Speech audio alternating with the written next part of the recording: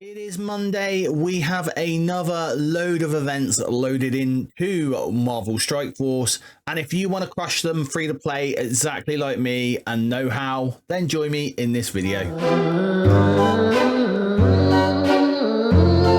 What's going on, everyone? I'm BPG and welcome back to the channel. If this is your first time here, I make at least 2 Marvel Strike Force videos every single week, usually based around the events within the game. However, sometimes I do get a chance to put other videos out as well. So if you find the content in this video helpful, please do consider giving it a like, subscribe to the channel and ring that notification bell so you don't miss any other BPG uploads.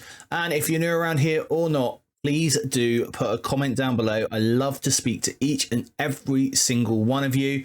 And I think we've got a pretty awesome community here on the BPG YouTube channel. So the Midnight Hunt, how are we getting on with it? Well, on Friday, I did do a bit of a boo-boo actually. I should have told you that we should have been getting 509,150 points, which still gets you to milestone 26. I did miss out some points on the Night Raid Alliance event, which were hidden on the other side of the actual table, shall we say. So I've added those in now, and you will see that 509,150 is exactly what we have, and milestone 26. So what's going on for week 3 of the Midnight Hunt? Well, we have Swamp Showdown. This event is already live.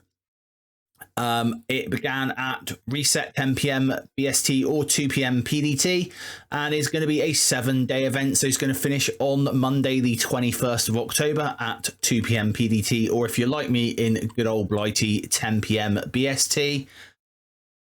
We have a repeating web milestone which goes alongside of this, which is Sugar Rush. So this is the 3rd week this is run now, so we should be pretty au fait as to how to do this web milestone by now. Speaking of repeating events, we've also got a repeating alliance event just started called Night Raid. This is a 5-day event, so it's going to finish on the 19th of October at 2 p.m. PDT or 10 p.m. BST.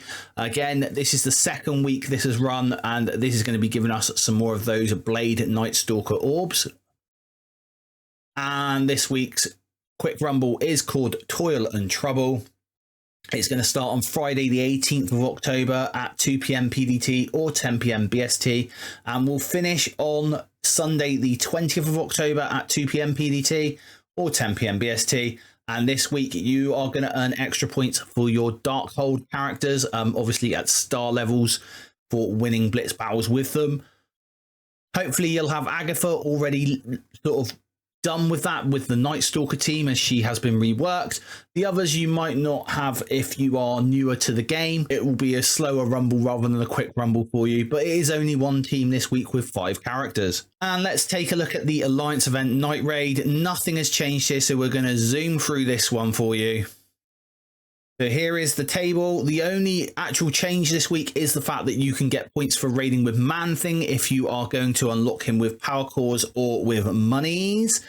250 points per time you raid with him in your alliance. Now, they might make a muck up here and you might be able to raid with him once and get all 21,000 points for your alliance. Don't know. We'll have to see whether that happens or no. The reasonable free-to-play total is 288,000 points, so that will clear you all the way down to milestone 12. And to get that, you basically need your alliance members to do 8 raid battles per day and to go to the web store to collect their daily free claim, and link to the web store is down below in the description. And for those of you interested in how I work that out, we have 960 raid battles to hit the limit. The event is 5 days. You've got 24 members in your alliance, and so that means 8 raid battles needed per day to max those points out. And your allied supply 6 orb fragments this week is 800 coming from the free claim. So again, 24 members of your alliance, 5 days gives you the 96,000 and will give you that total. However, that is not the only way to earn points in Night Raid. We do have the points on the raid nodes of the Orcus raids. These are the milestone points. So you're going to get 200 from the normal origin nodes, 1,000 from the origin boss nodes, 10,000 from the end boss nodes, and then the Mystic Orcus nodes are giving extra points again. Obviously, this is Night Raid, so it's based around the Night Stalkers, so that makes sense. And you're going to get a bonus dependent on whether you're doing D1 or difficulty 1, difficulty 2 or difficulty 3. And so these points here, this is based on the fact of you basically tunneling down the middle of the Mystic and Tech sections. So I haven't changed this from week on week because the way the character release schedule is now and how they're releasing characters, you might not be able to yet go wide enough to be able to do all 3 sections of the Tech or Mystic section. So I've still got that as if you're tunneling down through. This is also based off of the raid on Orcus Omega raid. So this isn't the standard raid on Orcus for the smaller alliances with the lesser nodes. So your total known points value for difficulty 0 is going to be 804,000.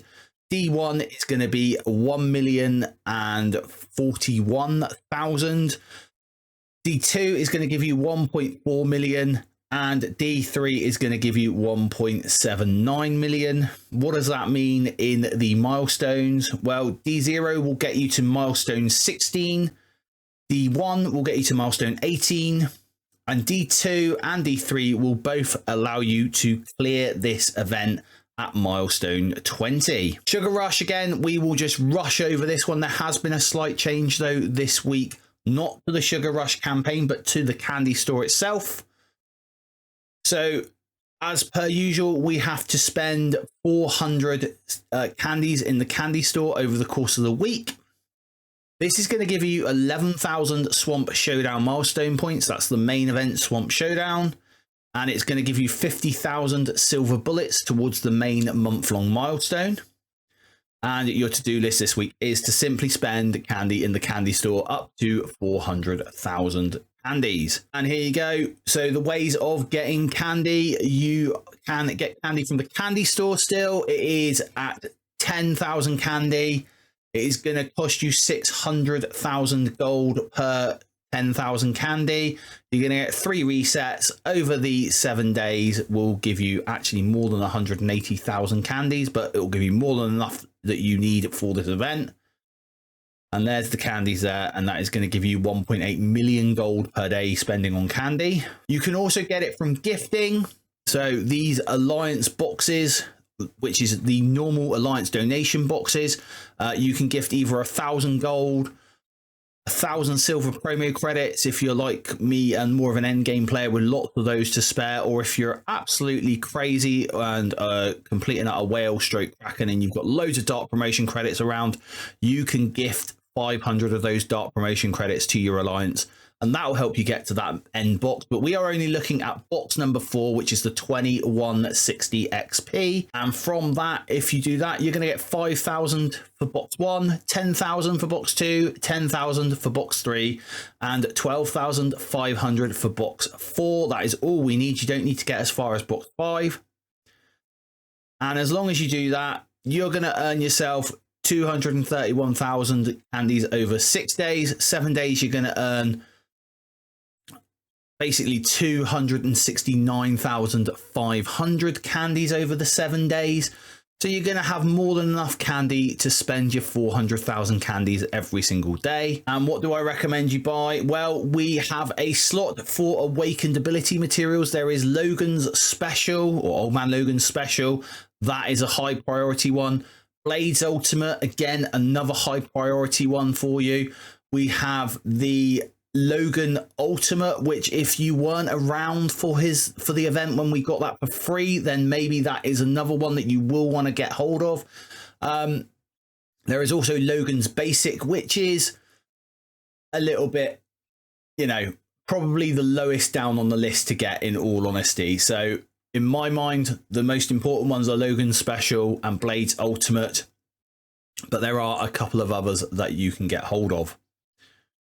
A change this week. Previous weeks, we have had G19 centerpiece uniques, which have been really good value for money. This week, this has been replaced by the Illuminati members. So I have seen Black Panther Shuri in my shop, she was 10 shards for 30,000 candy. However, the one you're going to want to be on the lookout for is Captain Britain. He is 10 shards for 40,000 candies. So you're going to be able to buy 10 of these in a week to get the week-long milestone, hopefully. And that will get you the unlock of Captain Britain. So a 3-star Captain Britain. There is also the Crimson Mini Uniques. These are an absolute steal at 25k candies for 10. The one thing, again, like I said, that I have said for the past 2 weeks that I wouldn't bother spending candies on is the Oath Diamond Orb Fragment. Yes, it is another Diamond Orb. It is a chance to get diamonds on your characters. However, it is a lot of candy to spend, and if you did hit the jackpot with Oath, unless you are very, very lucky, you are going to spend a long time waiting to get those diamonds activated on her. So I think that's something that you can possibly get later on down the line with standard silver diamond promotion credits. And so I wouldn't bother getting the Oath Diamond Orb Fragments. And Sugar Rush leads into Swamp Showdown. This is the main event this week. And weirdly, you're going to be getting shards for Nimrod this week. And this is how we're going to earn our points this week. So we're going to earn Swamp Army Orb Fragments from the ISO 8 campaign nodes. We are going to be spending Dead of Night Showcase energy. And you are going to get the majority of your points coming from a war this week. You're going to need to have your mercs for money, your out of time, and your superior six. Either gear tier 17, 18 or 19, and we're going to break down each scenario and where you get in this. Now your reasonable free to play total is 75,036 points.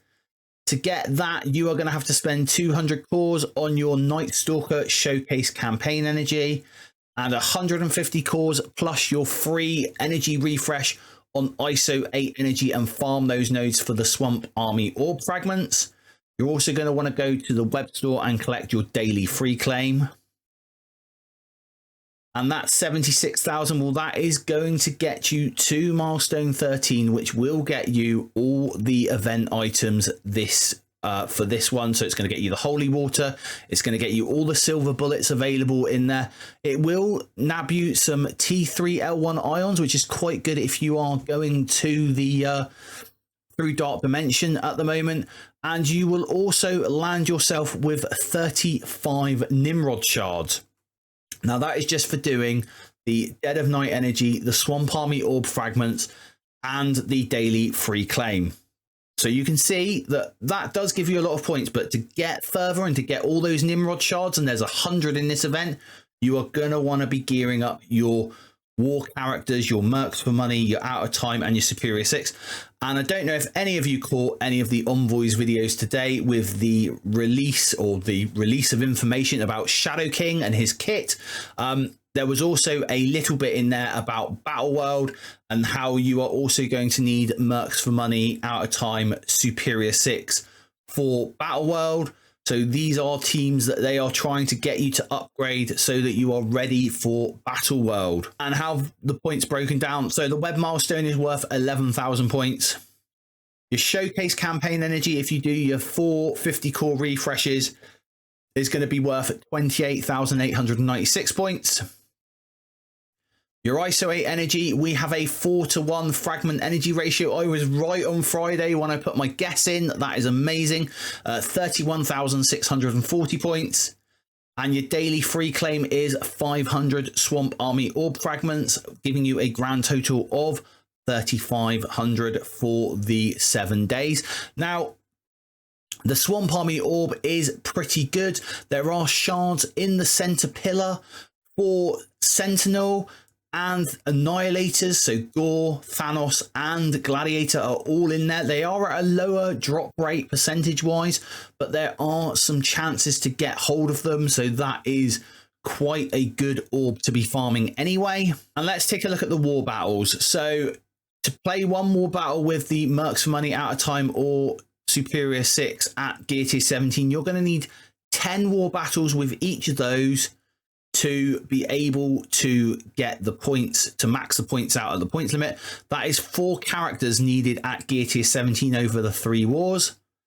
Same with gear tier 18, so you're going to need 4 characters over the 3 wars to get those points.